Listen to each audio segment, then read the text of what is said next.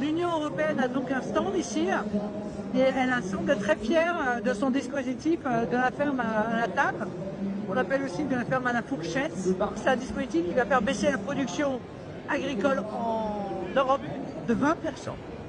Et la conséquence de ça, ça va être une dépendance accrue à une importation qui va exploser.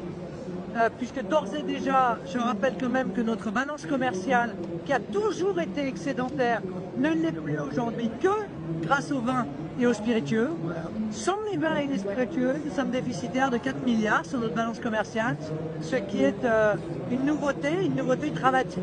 Il faut prendre des mesures, sont des mesures urgentes.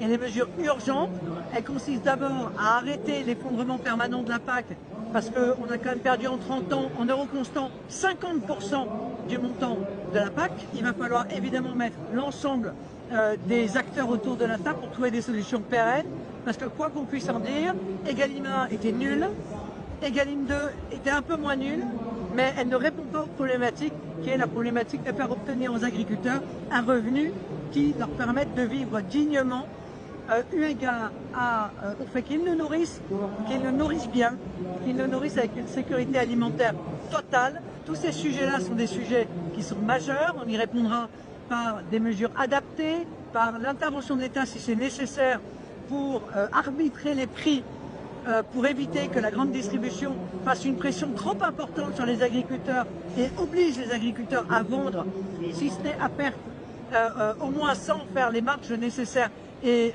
qui sont absolument obligatoires et justes d'ailleurs pour eux. Et puis en baissant les prix de l'énergie, nous soutiendrons les agriculteurs de toutes les manières possibles, parce qu'il en va de la souveraineté alimentaire de la France. La souveraineté énergétique et la souveraineté alimentaire, ce sont les deux piliers de notre liberté. Si nous n'avons plus ça, nous ne sommes plus libres et je souhaite que la France reste libre.